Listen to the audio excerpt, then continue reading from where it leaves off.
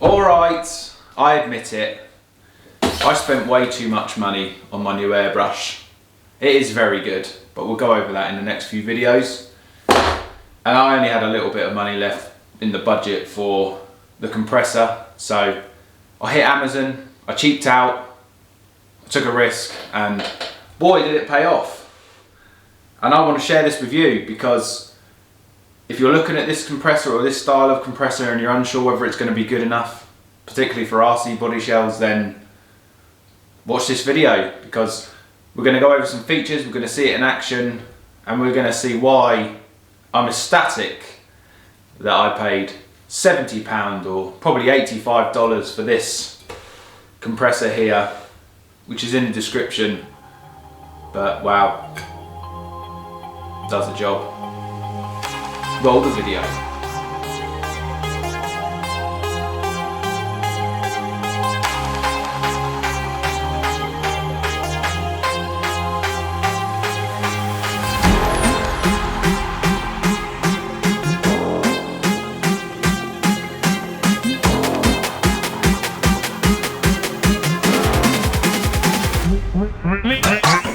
Alright, the Fengda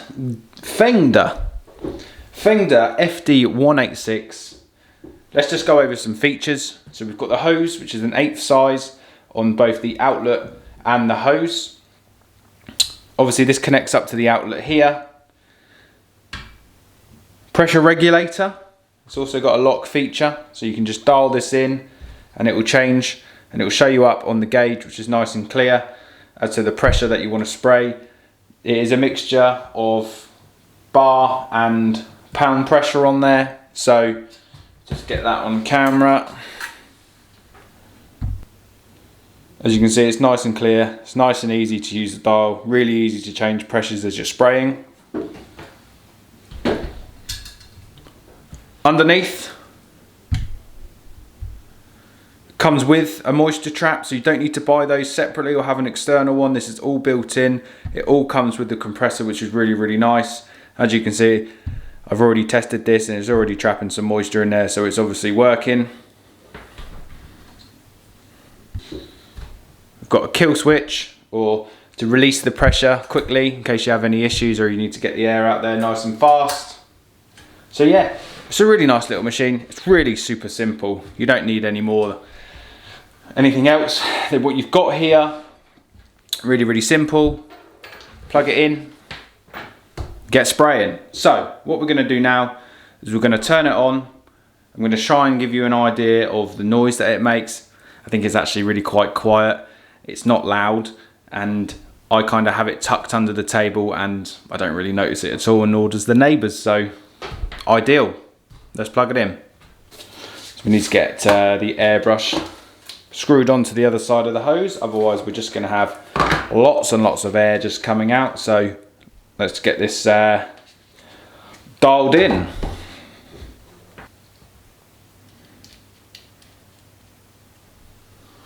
Okay, so let's get it turned on, see if we can pick it up in the camera. I'm just going to turn the mic round. So just maybe something to bear in mind, the mic is now facing the compressor, so it might seem louder than what it is, but it's okay.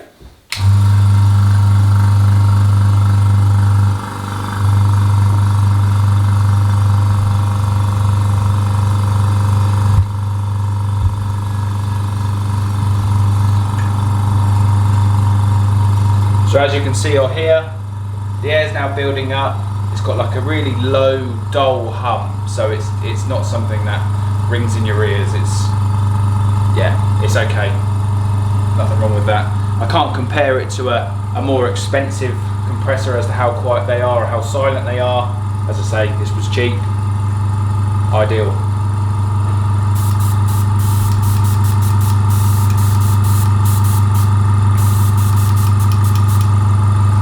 Okay, so when it comes to changing pressure, which is obviously something that you're going to do quite a lot when you're airbrushing, depending on if you're shading, if you're covering a full body, you might want to change the pressure of the air that comes out. So as you can see here, I know it's not overly clear, but currently, when you're releasing some air, I can see that that is on about 26 psi. As I say, I know it's not overly clear on there, but we've got 26 psi. And then just what I like to do, as I'm just letting that air out, just change the dial. So that's 30 psi. I'll just go higher just so you can see the needle moving. As you can see, it's really simple. So if we wanted to set that to 40 psi, there we go.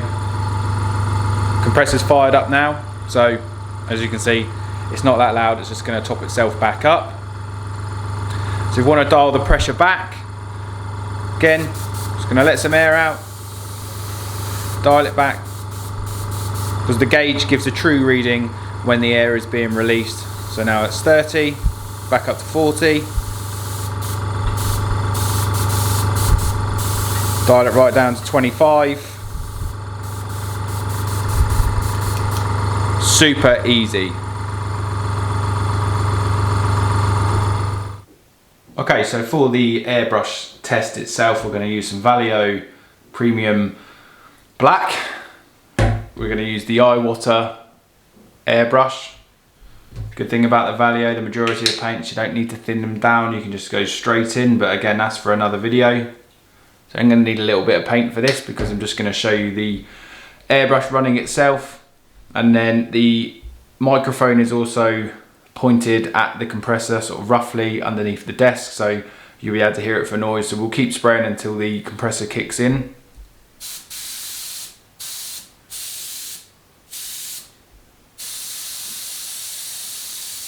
A really consistent airflow.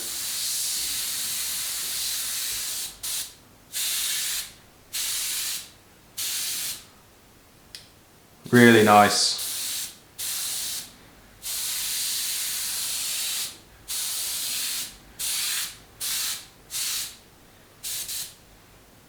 Beautiful. So the compressor's kicked in now, so I don't know how well you can hear that, but it's really not loud. Just gonna top the air up so you can continue spraying. That you get the point. Awesome. Just going to try and get another shot here of just how fine you can be with the compressor and the airbrush, with that consistent air that this does offer. This offers a really nice pressure of air, and I'm just going to try and show how light you can get the shading, just to show you that it's really worth the money. You can see just the tiniest little bit of paint. Really light, just those light shades.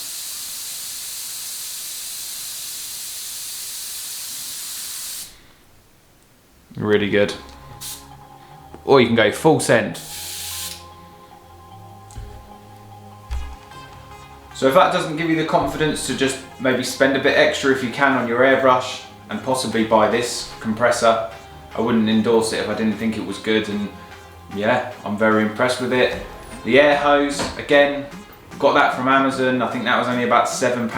I'm going to put a link to that in the description. Be sure to subscribe to the channel because we're going to be, as we're learning this painting, this airbrushing, I'm going to share the complete journey with you from start to finish. We're going to go over some Vallejo paints. We're going to compare those to the Createx, to the Hobby Knox. We're going to go over some airbrushes, some knives, mask. We're going to have to do the whole lot, and I'm no expert, I'm not a professional. But hopefully, if we do this journey together, it might save you some time, some money, and you can share your creations with me. Can't wait to see them. Be sure to hit that subscribe button. I'll see you in the next one.